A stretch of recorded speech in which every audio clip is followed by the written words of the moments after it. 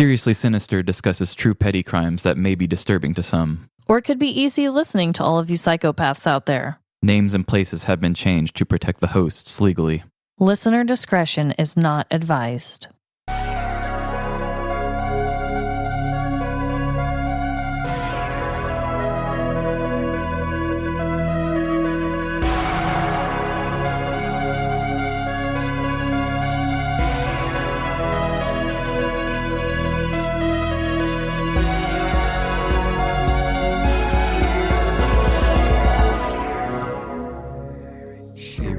Sinister. Welcome to Seriously Sinister, the only show more awkward than watching a sex scene with your parents. Oh my God. This is Trevin. And this is Amanda. I don't know, Trevin. Watching a sex scene with your parents is pretty fucking awkward. It is very awkward. I've got a long history of it. Oh, God. Yeah, almost like we try to. No. There's been so many times that it's happened. I'm a really big movie person, so as a kid, I always wanted to watch movies with my dad or with my family, and especially with like horror movies. And if we got horror movie watchers listening, which I'm sure we do, I love the movie House of a Thousand Corpses and The Devil's Rejects. And for some reason, and I had seen the movie before, I don't know why I chose to, but I chose to watch both those movies with my dad, and my mom walked in on one scene. And there's like a part, have you seen it? No. I didn't, yeah, okay. I didn't think so. There's a scene where the main guy, or the main villain, he's like an old clown. The movie is very grimy and disgusting. Which one is this? The corpse one, or what? Well, The Devil's Rejects is the sequel to House of a Thousand Corpses. Oh, okay. See, I don't know anything about this. But it's got a lot of, it's very graphic. And there's a scene where this old grimy clown is having sex with a prostitute, and he's still got his clown makeup on, and it's gross and kind of graphic and whatnot. And my mom walks in while we're watching it, and I'm just wanting to hide because I was a very shy kid who didn't really want to have those conversations with my parents anyway. So I'm sitting here just like kind of crawling inside myself, thinking, why did I choose to watch this with them? I was totally fine watching this by myself. I don't know why I watched it with them. Your parents were probably like, wow, if this is what this kid's into, we should have had the sex talk. Yeah, this kid's a freak. Oh my God, it's okay. My mom, she walked in on Jordan and I watching, oh God, what movie was that? Oh God, it's the one with Leonardo DiCaprio, and he's super addicted to drugs and has too much money. Oh, Wolf on Wall Street? Yes, Wolf of Wall Street. She walked in on, I believe he was snorting cocaine off someone's ass, or I don't know. It was really weird. Whatever scene it was that she walked in, and I'm like, I swear, like, it's a movie. Like, I love that movie. So do I. Oh my God. Well, this is our 10th episode this week. Yes, it is. Oh my gosh. And it's a special one. It is. It is. So this week we have special guests that are coming on to tell a true petty crime story. Yes, we have other podcast friends from the show Murder, She Joked, who will be doing a true petty crime story in their own style. Yes. We've reached out to different podcasts trying to get other podcasters to read their own stories, and then we're going to, put our own effects on it, but they actually do their own effects, so we let them completely take the reins and do it their own way, and we're really excited to show it to you guys. Yeah, we could not have lucked out more in finding better guest readers for our first week doing it, just because these girls do comedy improv, and they are astounding. You guys are going to love it. So we're going to save that for the end. So you'll be getting 3 stories this week instead of 2. Triple feature. Yes. So that's so exciting. I'm really excited for you guys to hear them. But yeah, we're in the double digits. Yeah. 10 episodes. They said it couldn't be done. They all said it, but look at us now. So do you have a dreadful dilemma for me this week? I've got a dreadful dilemma. Don't we all? And this one, it hurt a little bit, actually. Oh. So we're doing the house searching thing. Yes. And we finally looked at our first house. And, me and Emily are a little more sensitive sometimes to certain things. And I don't like the process of house looking at all. It's not something I want to do. I'm in this situation and I want out. But I know with the state of everything, it's not going to be so easy. So the first house we saw was exactly what I wanted. My dream house, and I'm sure you're going to not understand this at all because nobody seems to. My dream house is to live in a little boxes house, like one of those houses where every house on the street looks exactly the same. What? Yes, that's all I ever wanted, is a house where everything looks exactly the same. It's on a sidewalk, has the cul-de-sacs and stuff like that. I just wanted something that looks exactly the same as everything else around it. Why? What are your reasons for that? I'm sure there's probably some like deep emotional reason why, but Yeah. I don't really want to stand out with my house. I want my house to be nice and unique on the inside. Yeah. But I don't want to draw attention in any negative ways or even any positive ways. If somebody wants to rob a house, it'll be very random which one they pick because we all look the same. So wow. And I think a lot of Okay. those houses look very nice on the inside. I like the way they look. They're usually newer and more modern, and I don't always love an older home. Yeah. But yes, this was a little boxes house that was actually surprisingly cheaper than what I was expecting to pay for one of those. And I put an offer in for $21,000 over asking price, Whew. and I did not get it. Ugh. And I got beat by somebody who went $41,000 over asking price. Dude, I'm telling you, and I was telling you this earlier, and any listeners out there trying to get a house right now, oh my God, just good luck and Godspeed, because everybody is putting so much more money over the asking price. It is insane. It's so hard to get a house right now. So I just hope you know you're not alone and you don't get too discouraged. I get it. The first one really breaks you, though. Yeah, it's definitely a first one thing. And I knew I guess it's one of those things where you kind of make peace with it and you say to yourself, this isn't going to work. Get yourself ready. It's okay. Yeah. But it's one of those things where like naivety or whatever, it still happens anyway. And you're like, shit, I'm upset though. Right. It's like I told myself this was going to happen and not to be upset, but then I still let myself get upset. I don't know. We all have plenty of situations where we do that to ourselves. Yeah, you can't prepare for it. Especially, this is your guys' first time looking for a house. It was your first time signing those papers and putting in your offers and doing all the things that you have to do. It's hard. The first one is the hardest to lose. It really is. Yeah, there was just this perfect room in the basement that was shut away. It was big enough to where I could keep all my instruments out and not be cramped up recording. But then there was also so much room that I could have had a lounge area for us to have had couches and mics up, and it wouldn't have been in the way of anything.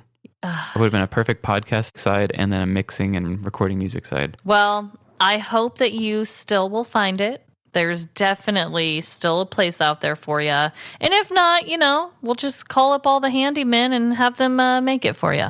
Yeah. I'll have to call all the men in my phone. Yeah, exactly. Oh my God. Well, my dreadful dilemma this week isn't, what's the word? It isn't as serious maybe as yours, I'd say. Okay. But man, I spent way too much money on scrapbooking stuff the other day. Ooh, okay. My mom could probably side with you on this one. I bet. Oh God, I need to talk to her about that then, because I make my husband Jordan a scrapbook every year for our anniversary, and I get way too into it. I'm talking, I need themed stickers, themed paper. I need all the glue sticks. I need everything about our year, but in arts and crafts form. And I just go in there and I go wild. Whew, I made it rain in Joann's. I mean, it was a real thing. It's probably fine. Like, I'll definitely use everything I got, but Oh, yeah. I just couldn't even believe when I walked out of there. I was like, how did I spend that much on scrapbook stuff? So how many pages, like since you do one a year, how big are these things generally? Is it one per month or? I mean, it kind of depends. So last year's scrapbook was way different than the normal one just because we were in quarantine most of the year. So it was like a lot of pages of us just sitting at home and Here's stuff. us in the living room. I know. So I had to get really creative with last year's. But I mean, there's usually a decent amount. I mean, every holiday I put in there, birthdays, special events, job changes. If we like lost a family member that year, I'll like put a page in there. Milestones for Lila. I always have a dog page. This year I'm going to have a cat page. Oh, yeah. Yep. So I had to buy some kitty stickers, but you know, it's a whole process. And I'm just such a nerd for scrapbooking. Oh, yeah. I was raised around one. My old bedroom growing up is now a dedicated scrapbooking room. That is a dream come true for me to have a scrapbooking dedicated room with drawers and a desk. And oh my God. Oh, yeah. She's got it all. When I graduated high school, she gave me this fat scrapbook of all of my school years. Oh, I want to see it. I'll have to find it. Do you have it here at this house? I can't remember if I have it here or not, but I'll look for it. Oh my God, you need to find it, and we need to post pictures of baby Trevin on our social media. Oh my God, I need to see your school photos. Well, prepare to see a lot of big glasses. I need this now. Also, I did want to say this as well. We actually put out a post, I don't know if that was like a couple weeks ago on our social media accounts asking for listener dreadful dilemmas. Definitely keep sending us those. We got quite a few the first time I asked. And I think we're actually going to be doing maybe mini-sodes, bonus episodes where we read listener stuff. So I just want everyone to know it is still happening. We're just trying to figure out how we want to do it. Mm-hmm.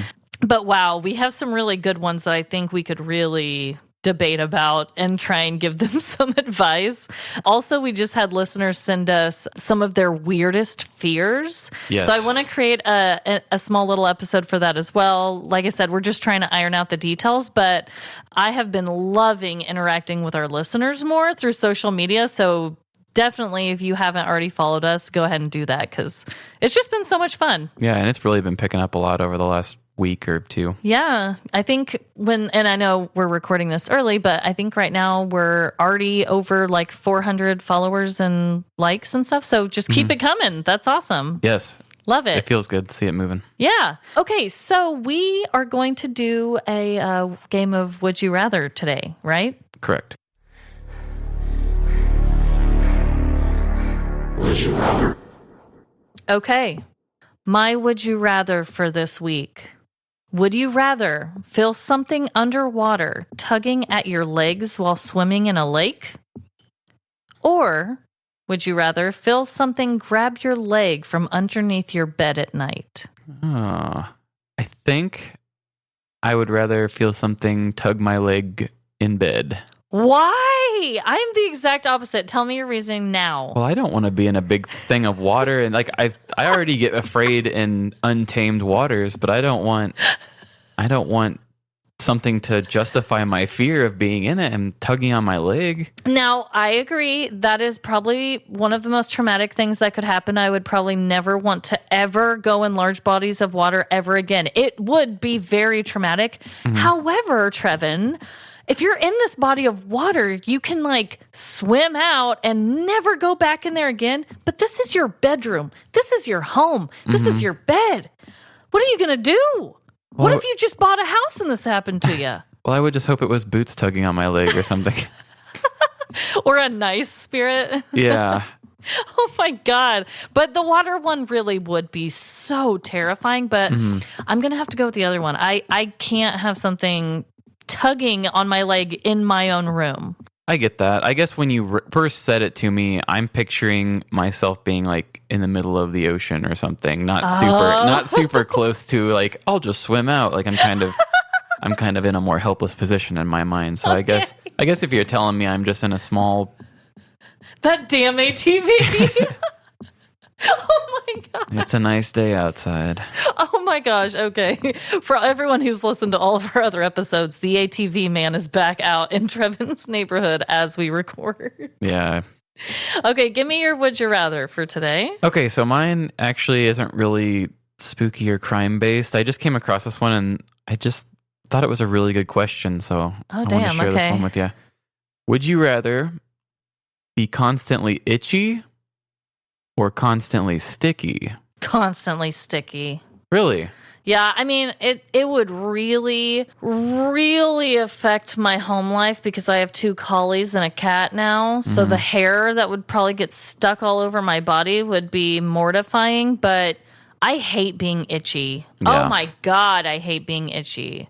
No, I have had so many sunburns in my day where I've been just itchy, or I get like heat rashes really bad. Oh God, that's like the worst thing ever. But being sticky would also be pretty gross, but I think I'd rather be sticky. You and I are not on the same page today.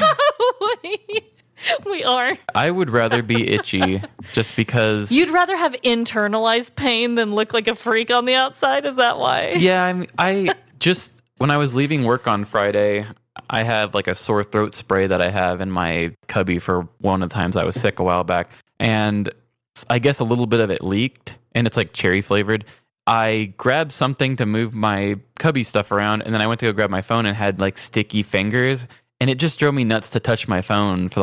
I don't want to touch my phone because my phone sticks just a little bit. Yeah. And it just makes me feel kind of dirty to be sticky because obviously... You're right. You would be, You'd have dust particles and dirt and grime and dog hair and cat hair and everything. Oh, I know. It would be freaking awful. Yeah, I think I could kind of like meditate away the itchy feelings. Oh, wow. More than I could ruin all of my sensory activities by touching them.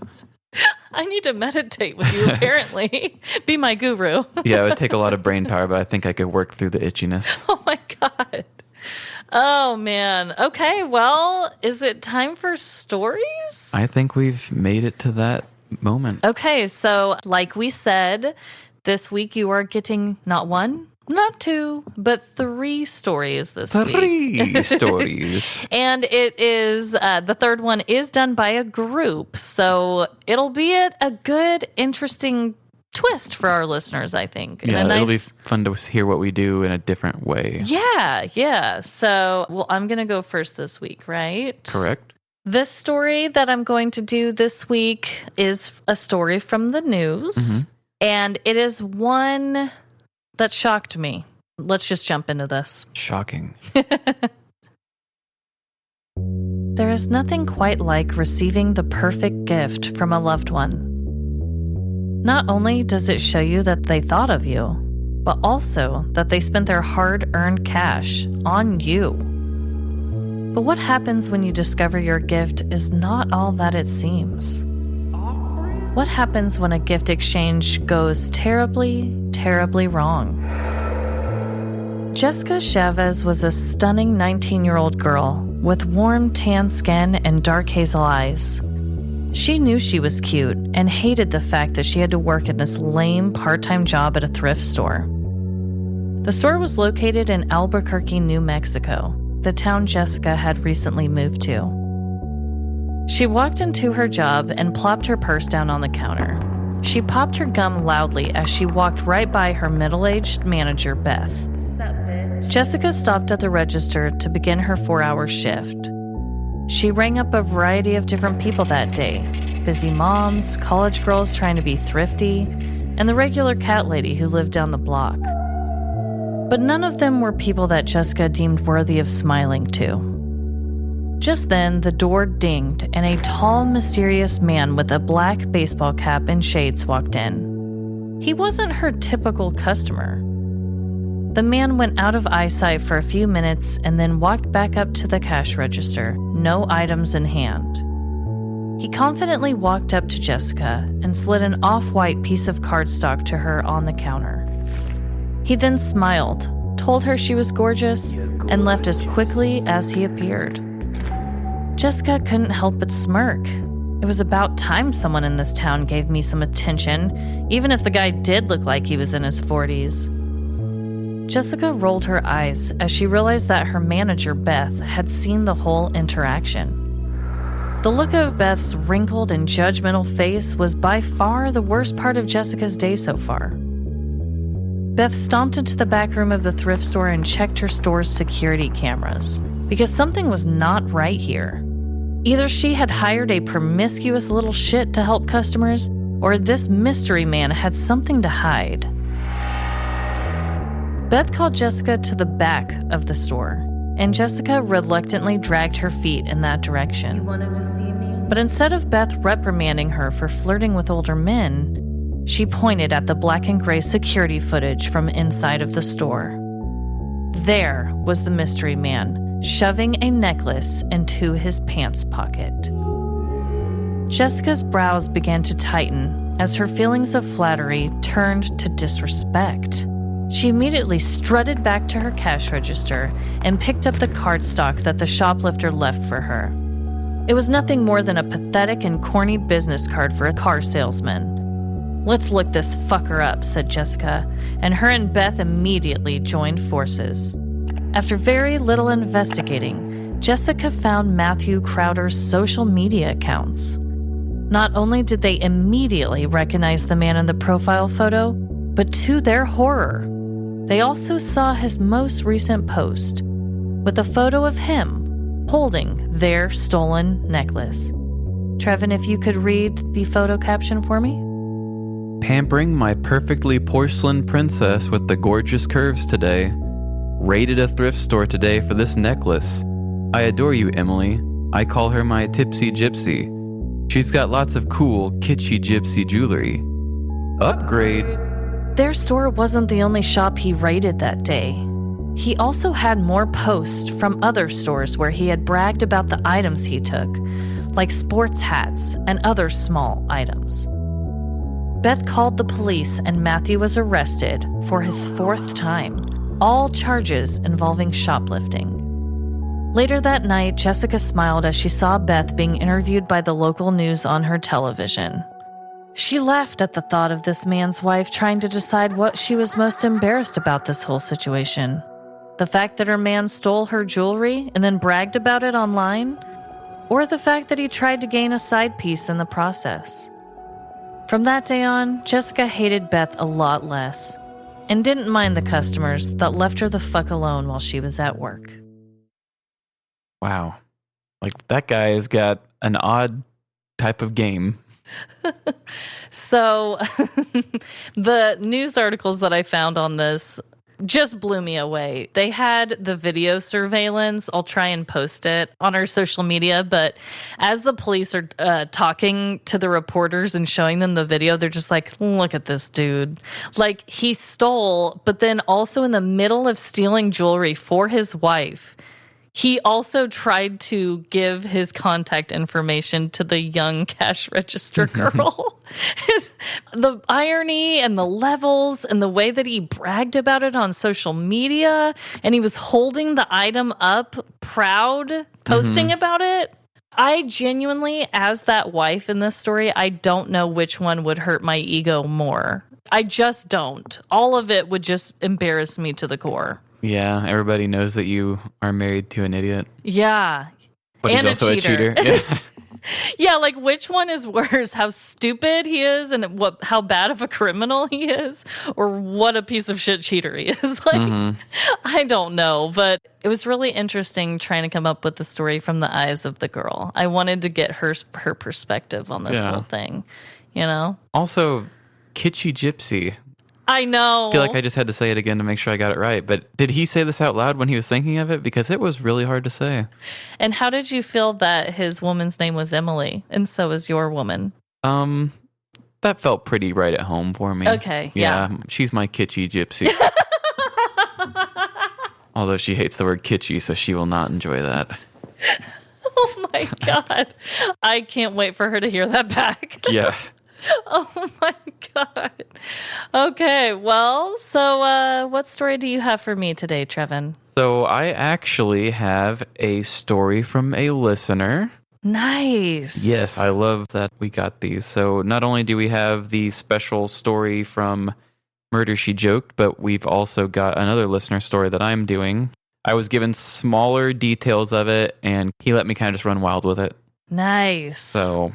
does he want to remain anonymous? Or? He wants to remain anonymous. Okay. That seems like a common theme so far. Yeah, I've noticed that. I mean, I guess if you're bringing up anything that could damage someone's reputation or if you're doing anything that could get you in trouble, right, I guess staying anonymous would be smart. Yeah, totally. All right, so here is this story. It's not easy being a child. Although you have yet to come face to face with the real world's atrocities, smaller things can still have a huge impact. Maybe it is simply a lack of experience, much like time always seeming to move slower when you are young. If you've only lived 5 years, 1 month is a much longer fraction of your life than when you've been around for 30. But even in minor instances of disappointment, a child can't help but feel the earth around them crumble. The simple misfortune of a spilled glass of milk can cause a child's whole life to feel in jeopardy. Over time, the sense of optimism will slip further and further away, and once you have enough defeats under your belt, you are successfully crowned an adult. But even after reaching that status, there are memories from your childhood that stick with you. These moments were turning points, learning experiences that really took something away from us. Maybe it is your innocence or your last shred of joy. No matter the cost, this moment has forced its way into your life and refuses to leave. Much like an unemployed family member who needs a place to stay, for a week, maybe 2 tops. This story takes place in the 90s, during one of these very pivotal incidents. And even 2 decades after its conclusion, this listener is still haunted by the memories. Charlie was a fun and optimistic young man. He always approached situations with an open mind and eyes full of wonder. Even in times where things weren't as exciting, he always naturally had a bounce to him, almost like he was dancing to a song that only he heard. His mother always told him to never lose that song inside of him, and to dance like nobody's watching. He would carry those dance moves with him well into his adult life. Most of his days were spent having adventures with his dog Chip, and playing Mortal Kombat 2 on his Super Nintendo. He was more of a button masher, but when his friends called him out, he swore he had a specific strategy. The day was a Friday. Charlie had just gotten off the bus and came inside to find his mother packing a bag. She was going out for an all-night quilting party, and it was her week to bring the wine. These quilting nights were always a wild time for the suburban parents of his town. But when Mary brought the wine, it got turned up an extra notch. Mary was always packing port. Mary, you crazy. Charlie was sad to see his mother go, but knew that these quilting nights always meant one thing for him: boys' night. As much as Charlie loved his mother, he loved the excitement that boys' night brought.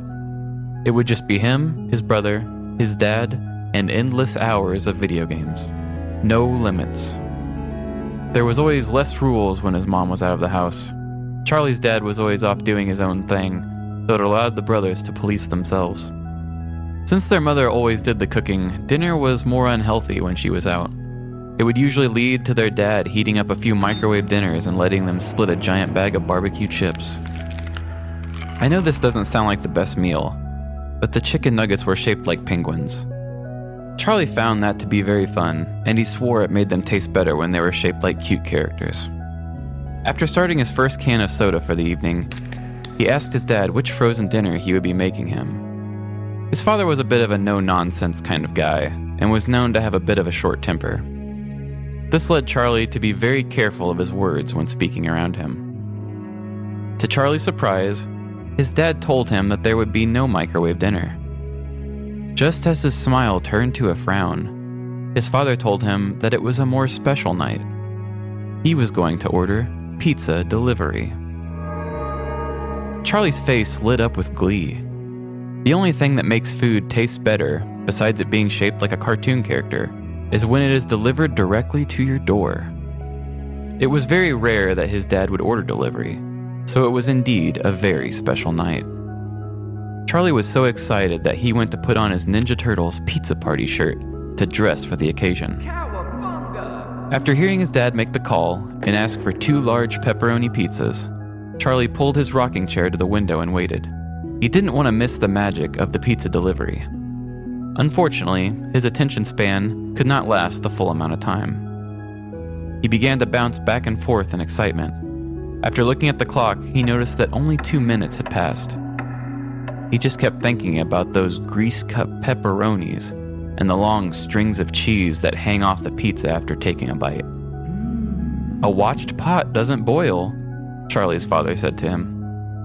Charlie always hated that saying. He never understood why anyone would be excited to watch a pot boil. This was pizza.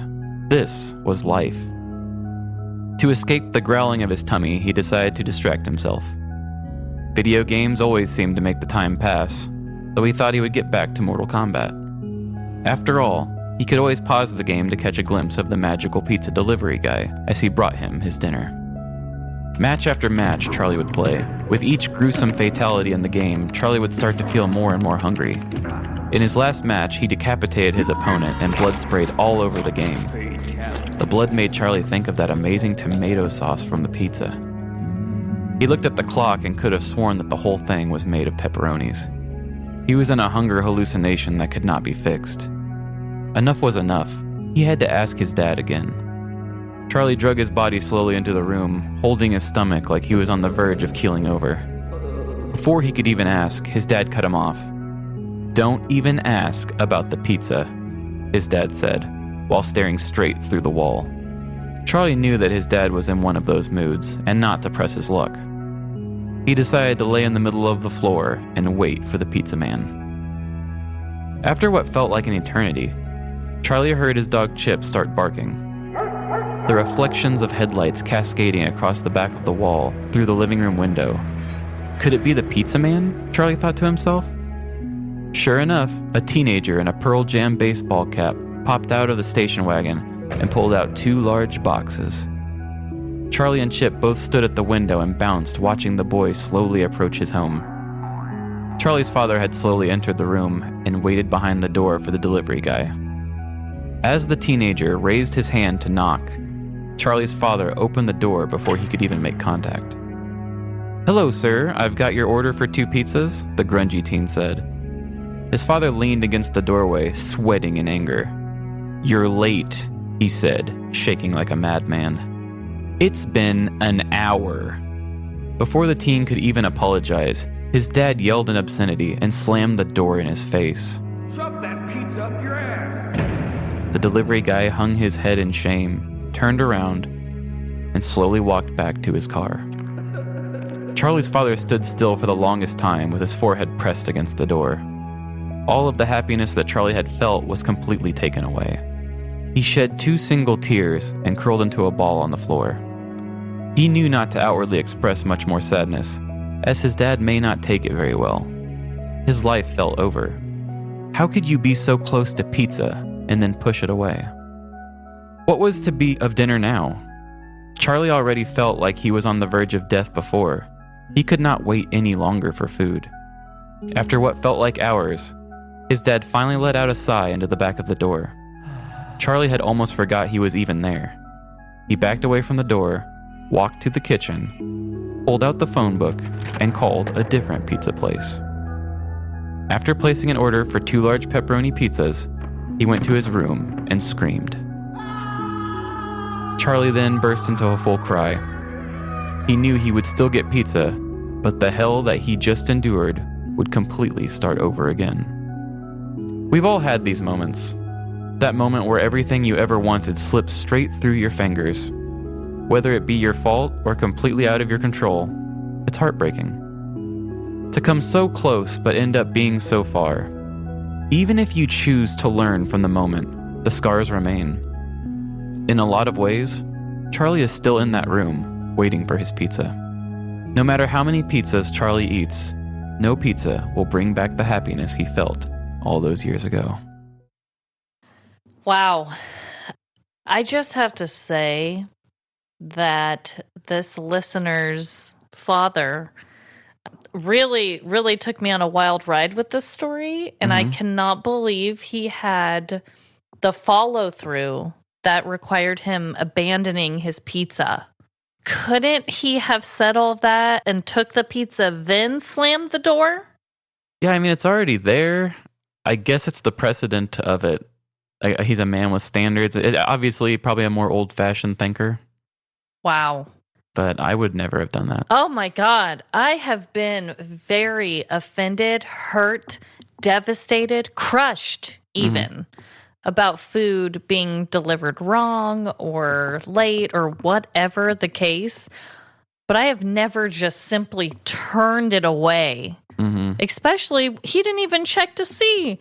Like, the pizzas could have still been warm. They could have been completely correct. It was just late. It was like he couldn't enjoy something that he knew was tardy.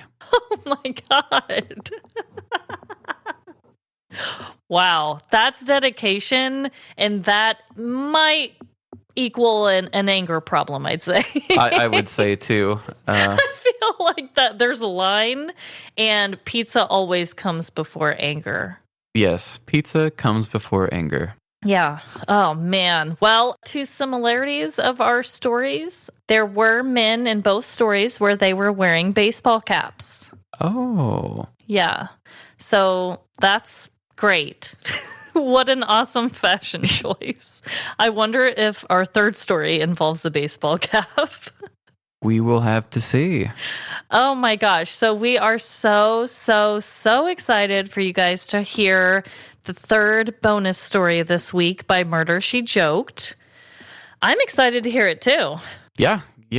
I've given it a listen over, but I know you haven't, and I'm very excited to listen to it with you. Yes. Oh my gosh. Okay, let's do this. All right, and so here is the first guest reading story from our friends at Murder, She Joked.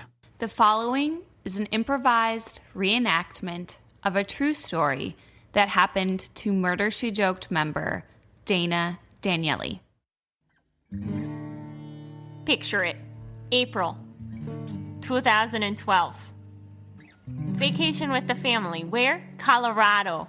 More specifically, a gas station inside Colorado.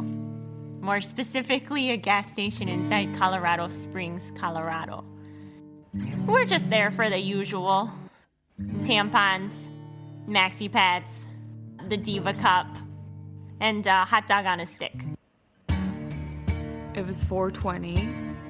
I had spent my last dollar on weed the day before, and I woke up, smoked up.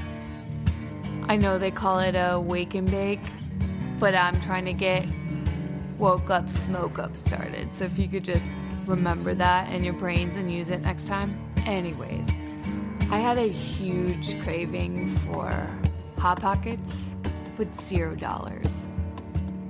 So I was like, you know what? I'm gonna go to the Quick Trip and try to get some Hot Pockets, money or not.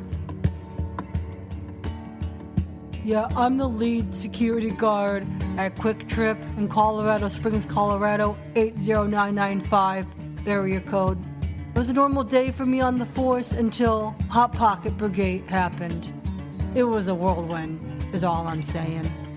And my skills as a security guard were tested that day. My mental fortitude, my physical strength, and my morality as a security guard in Colorado Springs, Colorado, 80995. When my family and I first entered the Quick Trip, I noticed a young guy in there wearing a sweatshirt with in Sharpie written, "Woke up, smoke up." But I didn't really think anything of it. That is until I was pouring my coffee and I saw a little bit of a scuffle out of the corner of my eye. Before I left the house, I was like, what am I gonna wear? As everyone thinks, you know? And I was like, I'm 91 pounds, soaking wet. My papa, he wears an extra large. I wear an XXS. What fits in between the sizes of XXX and XL? HOTPOCKETS. What does that spell? I hope Hot Pockets. The perpetrator was surprisingly very good at spelling. He liked to spell things out to me as if I wouldn't understand what they meant. Like STOPIAMAMINOR.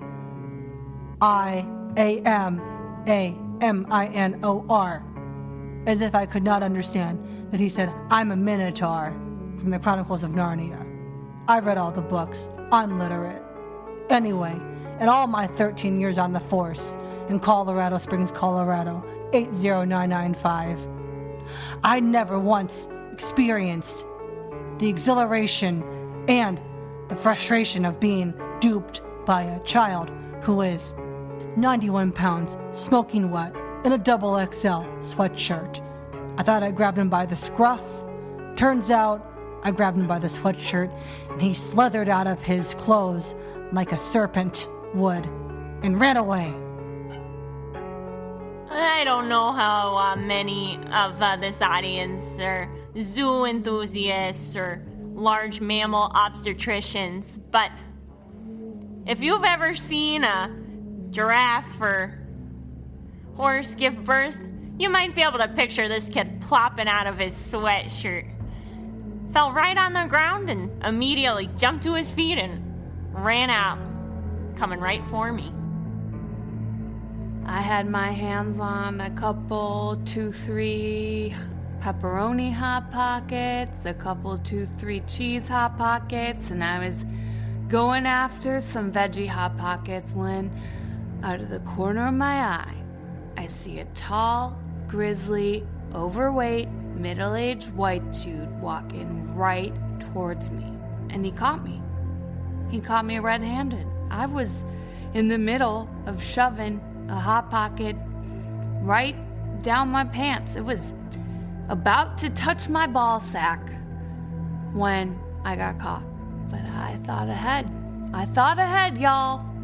That XL sweatshirt served me right, and I was able to escape. That security guard thought he had me by my neck because he assumed I was a large white man like he was, when in fact, it was a disguise. I am a tiny young minor. And I slithered out of that sweatshirt like I was a baby giraffe. Yeah, I was able to recoup some of those Hot Pockets. Few of them didn't smell like the veggies like they were supposed to. Honestly, they smelled a little bit like a sweaty kielbasa, to be frank. I don't know why. But regardless, I was able to recoup some of that merchandise. And also, when I saw him stealing, I thought, oh look, a large man, just like me.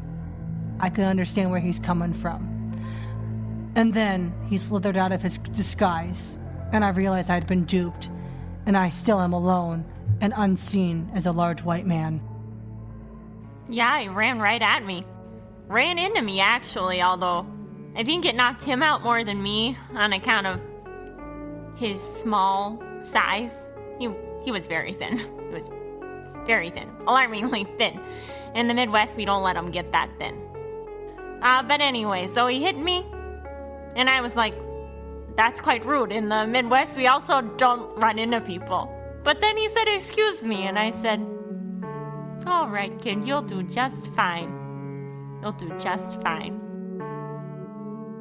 After I got out of the sweatshirt, I had to make my escape. The only problem was that there was a good-looking, nice girl from the Midwest, I assumed because of her loud voice and thick Midwestern accent. She was blocking my exit. But I didn't have any time to spare. I had Hot Pockets melting on my balls and a security guard that wanted my blood. And I ran right towards the exit. And I hit that girl. Not very hard. I still have a bruise from it to this day. Because again, I am very small. And she was a normal-sized gal from the Midwest. Actually, I thought it was going to bounce back to the other side of the store and not escape, but I was running so fast that I was able to ping past her like a ball from a pinball table. But being the nice kid that I am, and probably a little bit due to the weed, I told her excuse me on the way out just to let her know she was safe. This Midwestern lady stopping him from running out, we wouldn't have gotten all the information we needed. So I owe it to you, nice, normal-sized Midwestern lady with the loud voice and the thick accent, for helping us make this town a little bit of a safer place, is all I'm saying. I'm now resigning after 13 years on the force in Colorado Springs, Colorado, 80995. But I will never forget the nice Midwestern lady, average-sized, the loud voice, who helped me solve my last case. Really, I'm only left with questions from that day. Did the kid get away? Did anyone ever feed him? Were the Hot Pockets still frozen and very cold against his body, or already microwaved and scalding hot? We may never know. But every day, I get on social media and I look for that hashtag, woked up, smoked up. And I pray that that kid's doing just fine.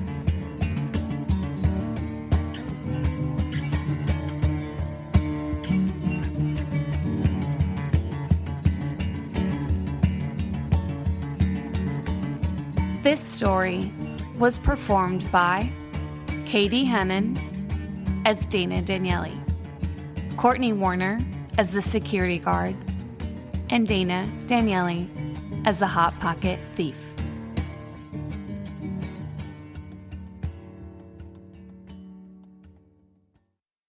Wow.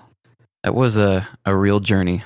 It really was. I love how at the beginning I was like, I think everything's going to be fine because of this music. Mm-hmm. But as it kept going, I quickly realized it wasn't going to be. Yeah, it was a nice uplifting story of Colorado Springs, Colorado, and it descended into madness. Uh-huh. And I also felt like I could picture myself in the story because they kept referencing a Midwestern woman of normal size. And I feel like that fits me pretty well. Yeah, it kind of puts you in the place of the story. Yeah, absolutely. And God, there's just nothing worse than Hot Pockets on balls. I wouldn't know. I don't have as much experience with it, but I have a little bit, but you know, it's we don't have to talk about it today. yeah, what you do on the weekends is save it for your dreadful dilemmas, I guess. Oh my God. But wow, aren't they so talented? I love them. Yeah, I like what they do. I like that they did it in their own way and did it in more of a documentary style, really utilized the multiple people, and yeah. Super cool. Super cool to hear your vision reimagined in someone else's art form or way of doing things. Absolutely. God. Well, thanks again to Murder, She Joked and their whole team who put that together for us. Mm-hmm. So fun.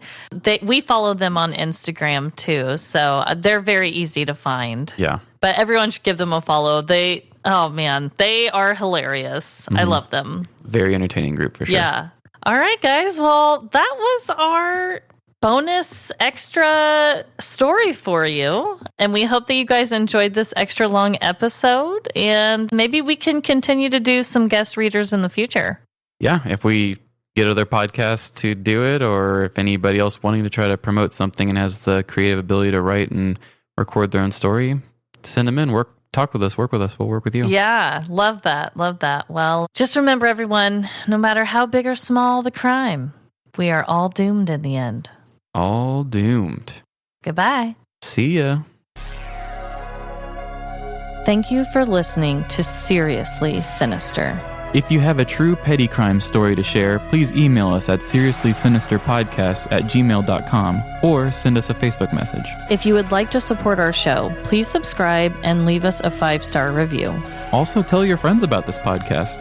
Follow us on Facebook and Instagram at Seriously Sinister Podcast. And on Twitter at SeriouslySinPod. Shout out to Trevin for writing all of the original music you hear and for producing our show. Follow him and his music at Fiesta Maiden on SoundCloud, Spotify, and Facebook. And credit to Emily Stark for designing our podcast artwork. You can follow her on Instagram at emily.r.stark. All stories are written by myself and Trevin, and all stories are based on actual, true petty crimes.